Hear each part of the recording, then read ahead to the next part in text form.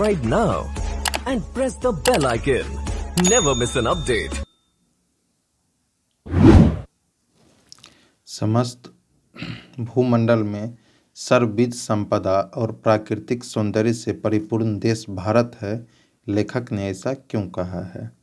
Question क्या है? समस्त भूमंडल में सर्वविध संपदा और प्राकृतिक सौंदर्य से परिपूर्ण देश भारत है। लेखक ने ऐसा क्यों कहा है? आंसर है इसका, समस्त भूमंडल में सर्वविध संपदा और प्राकृतिक सौंदर्य से परिपूर्ण देश भारत है। लेखक ने ऐसा इसलिए कहा है कि यहाँ सब कुछ है, यहाँ सभी तरह के लोग की जिज्ञासा की शांति के हर चीज़ मौजूद है। लेखक जो कुछ देखना चाहते हैं वह इसे भारत में ही मिल जाता है। फिर से आंसर पढ़ देते हैं। कहता है समस्त भूमंडल में सर्वविध संपदा और प्राकृतिक सौंदर्य से परिपूर्ण देश भारत है। लेखक ने ऐसा इसलिए कहा है कि यहाँ सब कुछ है, यहाँ सभी तरह के लोग की जिज्ञासा की शांति की हर चीज़ मौजूद है। लेखक जो कुछ देखना चाहते हैं वह उसे भारत में ही मिल जाता है। आगे क्वेश्चन नंबर 14 कहता है देवनागरी लिपि के अक्षरों में स्थिरता कैसे आई? क्वेश्चन है देवनागरी लिपि के अक्षरों में स्थिरता कैसे आई? आंसर है इसका 21वीं सदी पूर्व जब देवनागरी लिपि यानी कि अक्षर के टाइप बने और पुस्तकें छपने लगी तब देवनागरी लिपि में स्थिरता आ गई। क्या है आंसर? फिर से 21वीं सदी पूर्व जब देवनागरी लिपि यानी कि अक्षर के टाइप बने और पुस्तक छपने लगी तब देवनागरी लिपि में स्थिरता आ गई। आगे क्वेश्चन नंबर 15 कहता है कवि को वृक्ष बूढ़ा चौकीदार क्यों लगता था? कवि को वृक्ष बूढ़ा चौकीदार क्यों लगता था? आंसर है इसका कवि एक वृक्ष के बहाने प्राचीन सभ्यता, संस्कृति एवं पर्यावरण की रक्षा की चर्चा की है। वृक्ष मनुष्यता, पर्यावरण एवं सभ्यता की प्रहरी है। वह प्राचीन काल से ही मानव के लिए वरदान स्वरूप है, इसका पोषक है, रक्षक है। इन्हीं सभी बातों का चिंतन करते हुए कवि को वृक्ष बूढ़ा चौकीदार लगता था। फिर से कवि को वृक्ष बूढ़ा चौकीदार क्यों लगता था? आंसर इसका कवि एक वृक्ष के बहाने प्राचीन सभ्यता, संस्कृति एवं पर्यावरण की रक्षा की चर्चा की है। वृक्ष मनुष्यता, पर्यावरण एवं सभ्यता की प्रहरी है।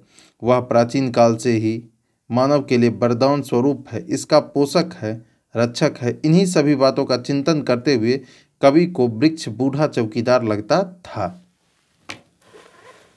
आगे क्वेश्चन नंबर 16 भारत माता अपने ही घर में प्रवासिनी क्यों बनी हुई है?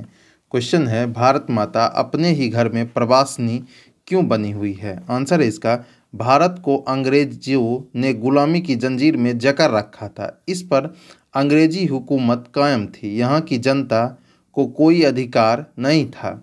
वह अपने घर में रहकर पराये आदेश को मानना इनकी व्यवस्था थी। भारत माता चुपचाप अपने पुत्रों पर किए गए अत्याचार को देख रही थी। यहाँ की धरती दूसरे के अधीन थी। भारत माता के पुत्र स्वतंत्र विचरण नहीं कर सकते थे। इसलिए कवि ने परतंत्रता को दर्शाते हुए मुखरित किया है कि भारत माता अपने ही घर में प्रवासिनी बनी हुई हैं। फिर से भारत माता अपने ही घर में प्रवासिनी क्यों बनी हुई है? आंसर इसका भारत को अंग्रेजों ने गुलामी की जंजीर में जकड़ रखा था। इस पर अंग्रेजी हुकूमत कायम थी। यहाँ की जनता को कोई अधिकार नहीं था।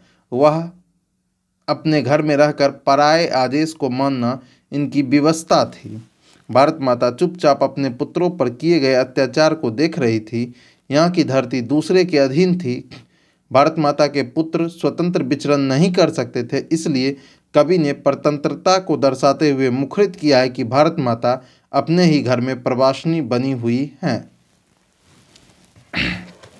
आगे क्वेश्चन नंबर 17 कहता है परहित के लिए ही देह कौन धारण करता है? स्पष्ट कीजिए। क्वेश्चन है परहित के लिए ही देह कौन धारण करता है? स्पष्ट कीजिए। आंसर है परहित के लिए देह बादल धारण करता है। बादल जल की वर्षा करके सभी प्राणियों को जीवन देता है, प्राणियों में सुख चैन स्थापित करता है। उसकी वर्षा उसके विरह के आंसू के प्रतीक स्वरूप है। बादल शरीर धारण करके सागर के जल को अमृत बनाकर दूसरे के लिए एक एक बूंद समर्पित करता है। अपने लिए कुछ भी नहीं रखता है, वह अपना सर्वस्व न्यौछावर कर देता है, निस्वार्थ भाव से वर्षा करता है। उसका देह केवल परोपकार के लिए ही निर्मित हुआ है। फिर से, परहित के लिए मतलब दूसरे के लिए देह कौन धारण करता है, स्पष्ट कीजिए।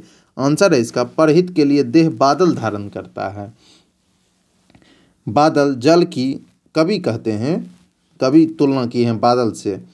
बादल जल की वर्षा करके सभी प्राणियों को जीवन देता है, प्राणियों में सुख चैन स्थापित करता है। उसकी वर्षा उसके विरह के आंसू के प्रतीक स्वरूप है।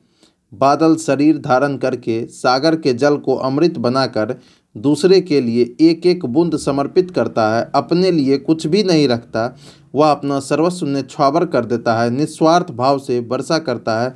उसका देह केवल परोपकार के लिए निर्मित हुआ है। कवि ने माली मालिन किन्हें और क्यों कहा है? आंसर है इसका, कवि ने माली मालिन कृष्ण और राधा को कहा है क्योंकि राधा कृष्ण के प्रेममय युग को प्रेम भरे नेत्रों से देखा है।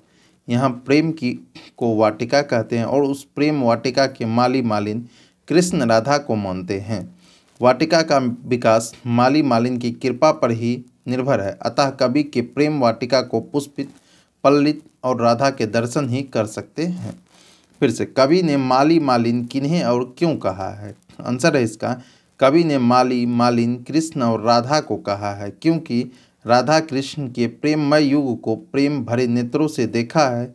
यहाँ प्रेम को वाटिका कहते हैं और उस प्रेम वाटिका के माली मालिन कृष्ण राधा को मानते हैं। वाटिका का विकास माली मालिन की कृपा पर ही निर्भर है, अतः कवि के प्रेम वाटिका को पुष्पित पल्लित और राधा के दर्शन ही कर सकते हैं। इसमें एक छोटा भी क्वेश्चन पूछता है कभी कभी, कवि ने माली मालिन किन्हें कहा है, तो उसका आंसर एक लाइन में हो जाएगा, कवि ने माली और मालिन कृष्ण और राधा को कहा है। लेकिन ये बड़ा था, कवि ने माली मालिन किन्हें और क्यों कहा है, इसलिए इतना बड़ा हुआ। चलिए क्वेश्चन नंबर 19 देखते हैं। कहता है क्वेश्चन नंबर 19, जातिवाद के पोषक उसके पक्ष में क्या तर्क देते हैं? क्वेश्चन नंबर 19 क्या है? जातिवाद के पोषक उसके पक्ष में क्या तर्क देते हैं? आंसर इसका, जातिवाद के पक्ष में इसके पोषकों का तर्क है कि आधुनिक सभ्य समाज कार्यकुशलता के लिए श्रम विभाजन को आवश्यक मानता है। चूँकि जाति प्रथा श्रम विभाजन ही दूसरा रूप है, इसलिए इसमें कोई बुराई नहीं है। फिर से क्वेश्चन नंबर 19, जातिवाद के पोषक उसके पक्ष में क्या तर्क देते हैं? आंसर है इसका, जातिवाद के पक्ष में उसके पोषकों का तर्क है कि आधुनिक सभ्य समाज कार्यकुशलता के लिए श्रम विभाजन को आवश्यक मानता है। चूँकि जाति प्रथा जो है श्रम विभाजन ही दूसरा रूप है, इसलिए इसमें कोई भी बुराई नहीं है। और क्वेश्चन नंबर 20 चलते हैं। क्वेश्चन नंबर 20 कहता है, धर्मों की दृष्टि से भारत का क्या महत्व है?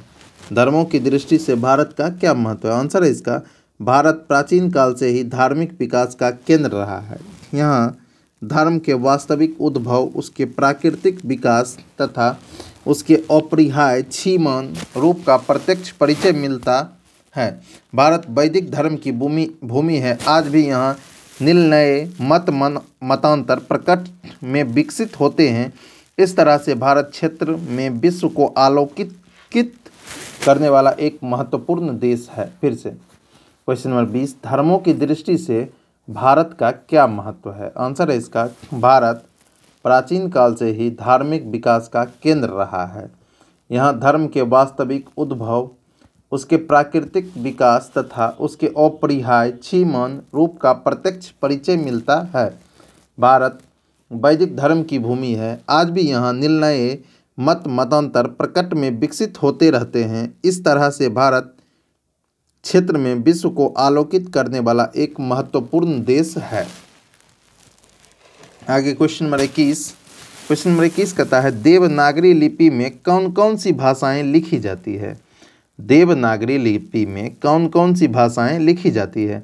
आंसर है इसका देवनागरी लिपि में मुख्यतः नेपाली, मराठी, संस्कृत, प्राकृत भाषा, हिंदी भाषाएं लिखी जाती है। देवनागरी लिपि में मुख्यतः नेपाली, मराठी, संस्कृत, प्राकृत, हिंदी भाषाएं लिखी जाती है। क्वेश्चन नंबर 22 कहता है गुर्जर प्रतिहार कौन थे? क्वेश्चन नंबर 22 है गुर्जर प्रतिहार कौन थे? आंसर है इसका विद्वानों का विचार है कि गुर्जर प्रतिहार बाहर से भारत आए थे। ईसा के 8वीं सदी के पूर्वार्ध में आवंती प्रदेश में इन्होंने अपना शासन स्थापित किया और बाद में कन्नौज पर भी अधिकार कर लिया था। मिहिर भोज, महेंद्रपाल आदि प्रख्यात प्रतिहार शासक हुए। फिर से क्वेश्चन नंबर 22 गुर्जर प्रतिहार कौन थे? आंसर है इसका विद्वानों का विचार है कि गुर्जर प्रतिहार बाहर से भारत आए थे। ईसा के 8वीं सदी के पूर्वार्ध में आवंती प्रदेश में इन्होंने अपना शासन स्थापित किया और बाद में कन्नौज पर भी अधिकार कर लिया था। मिहिर भोज, महेंद्रपाल आदि प्रख्यात प्रतिहार शासक हुए।